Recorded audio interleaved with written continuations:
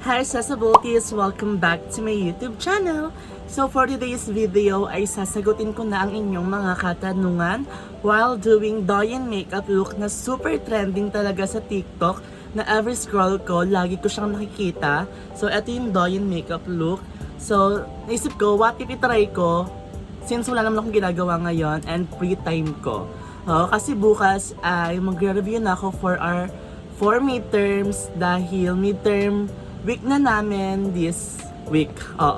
So, huwag na natin patagalin without further ado. Let's get started! So, bago tayo mag-start sa pagsasagot sa mga katanungan and sa pag-makeup, syempre, gagamit muna tayo ng moisturizer and ang gagamitin ko is itong Ice Age na moisturizing soothing gel. Kasabay na itong Sophie na pang face massager. So, nasa rep siya. Kaya sobrang lamig sa face. So, as you guys can see, after ko maglagay ng moisturizer, nag-glow ng ating skin. And to add some more glowy effects sa ating skin, mag-spray ako ng makeup fixer dahil may onting glitter siya. So, mag-add lang ng something glowy, ganon. So, to laminate my brows, I'll be using this eyelash glue na duo para mas matagal ang kapit ng ating kilay. So, as you guys can see, ang ganda compared dito sa wala. To fill in my brows, I'll be using this Be water pen para mas bongga at natural looking lang ang ating kilay.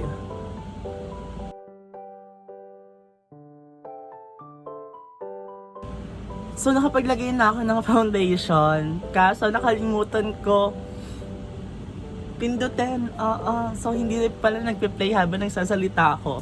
And nakalimutan ko din na magsagot ng mga questions. Makakalimutin ko na. So for my foundation, I'll be using this Eve Villena All Day Liquid Foundation in the shade Oriental. So ang first question natin ay ano daw po ba ang sekreto sa makinis kong mukha ngayon? So ang sekreto lang po dyan ay secret. Yeah.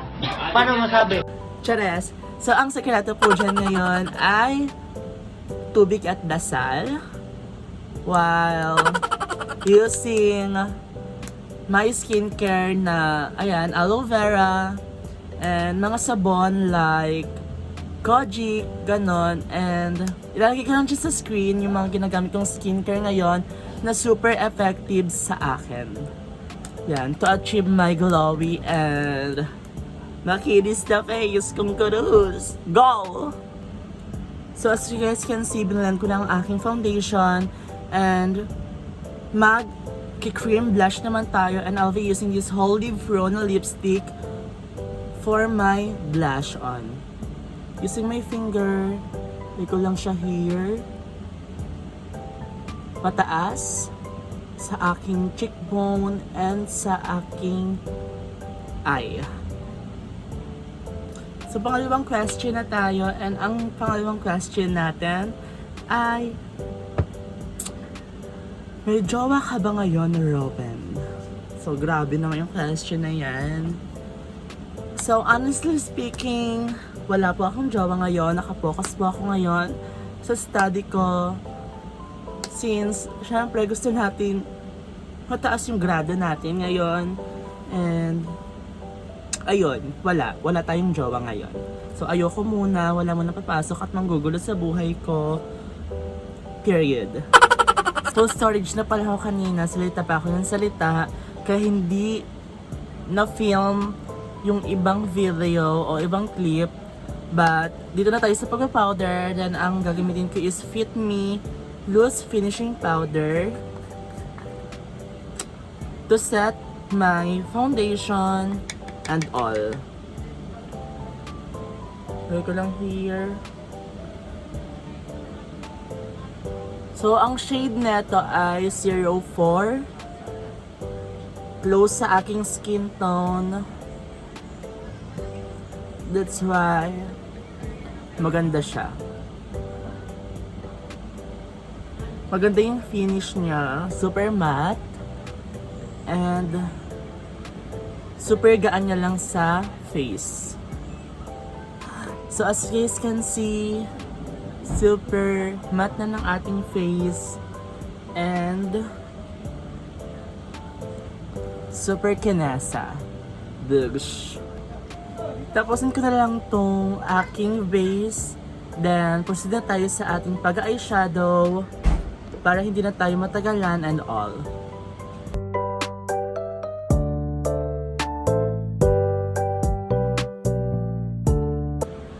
For eyeshadow, I'll be using this Too Faced the Natural Nudes na eyeshadow and kukunin ko tong petal na shade. Then lalagay ko dito sa outer corner and dito sa inner. Then blend ng maayos para makuha natin yung gusto nating maayos na eyeshadow. Oo. For next question ay galing naman kay RG Cruz na aking ASCII kagawad noon. And ang question niya ay, run for ba ako for next election or magpa-baby na lang kay Love? I'll go for magpa-baby ka na lang kay Love. Chares. So, ang sagot ko sa question mo ay, syempre, kung nagnanais ka na mapabago ang sistema at makatulong dito sa ating barangay, syempre, dun tayo sa mag-run tayo for next election. Period. So, dito na tayo sa pa-eye bag effect, sa Douyin makeup look. Then, gagamitin ko tong eyeshadow na to. Then, kukunin ko tong brown na shade. Super light lang, yung magmumukha lang natural ang ating eye bag. And here, dito ko ilalagay since may eye bag na talaga ako. So, sundan ko na lang yung natural na eye bag ko.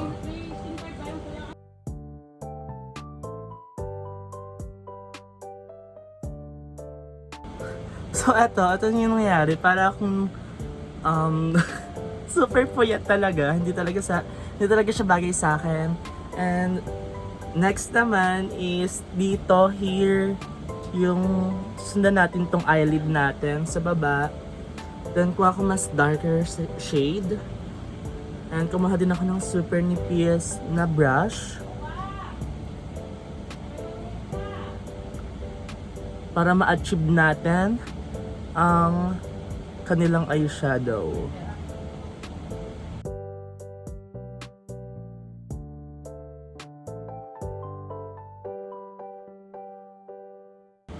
So mag-add tayo ng ating dark sa ating outer corner. Then I'll be using ulit this Too Faced na eyeshadow and kukunin ko tong Puffle na shade. Oh, Truffle pala. Here. Oh, super pigmented nga pala siya. Oh my gosh. Ayan.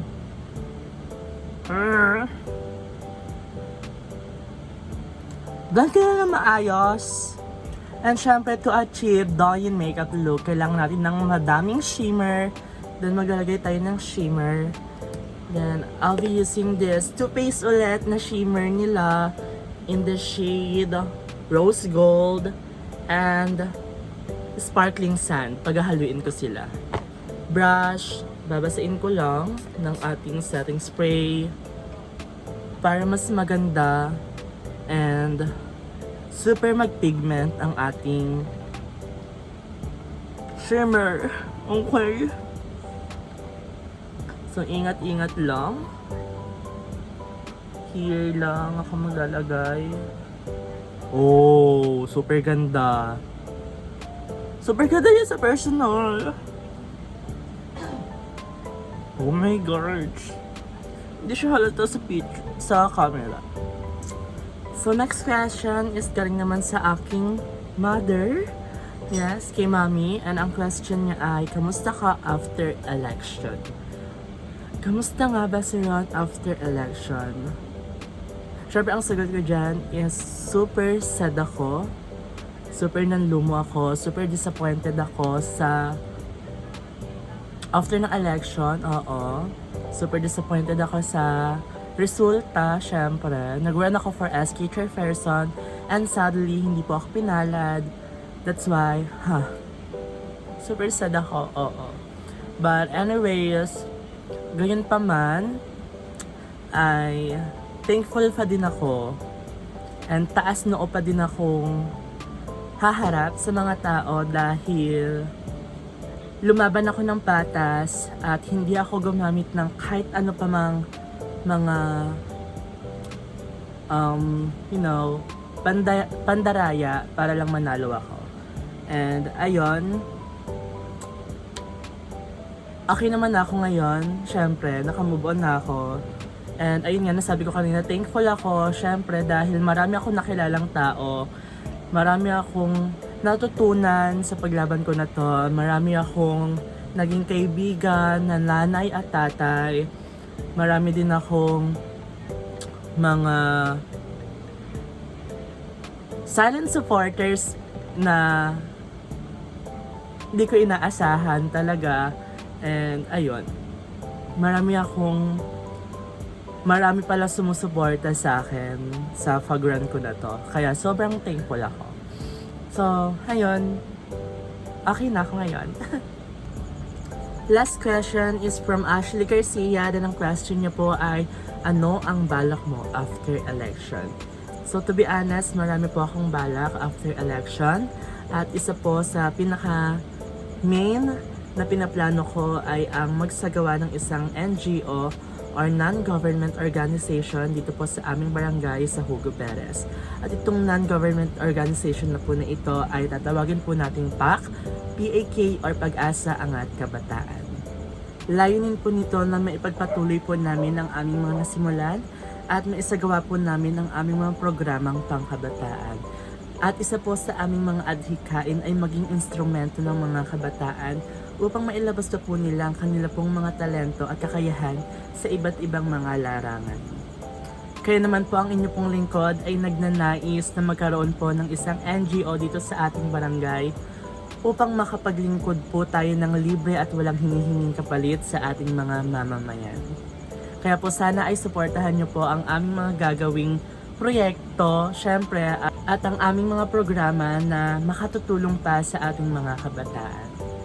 So ayan, grabe naman yung last question. Nakapag-share na ako about sa NGO na aking gagawin. So ang mga kasama ko po dito ay aking mga former SK Kagawad sa Team Pag-asa. And syempre may mga nakausap na ako na mga kabataan na willing pong maglingkod at sumali dito sa ating NGO na gagawin. So soon, mailalabas na namin kung sino at ano ang mga gagawin naming proyekto dito sa aming NGO. So ayun, sana ay supportahan nyo kami. So ayan, tapos na tayo sa ating makeup look. Then, ayusin ko na lang. See you sa orahan.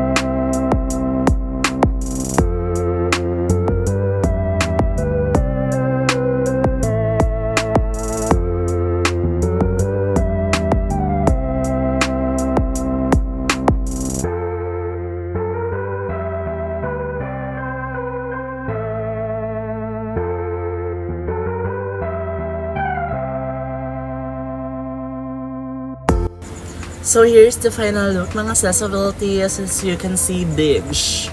Super fresh and hindi ko alam kung na-achieve ba natin ang Dayan makeup look. So I think na-achieve naman natin kahit pa paano. Wala lang akong lower lash kasi hindi pa dumadating yung aking lower lash na in-order sa Shopee. But anyways, wala tayong magagawa. Ito na ang aking final look. Bitch. Ang ganda naman, oo. So sana ay nagustuhan niyo tong video na to dahil magsisipag-sipag na ako ulit mag-upload dito sa aking YouTube channel. Gustong gusto ko na siya talagang buhayin and kailangan ko magsipag. So ayan, kung nagustuhan itong video na to, please do like and subscribe and also click the notification bell para lagi kayo update sa mga videos ko. Thank you for watching!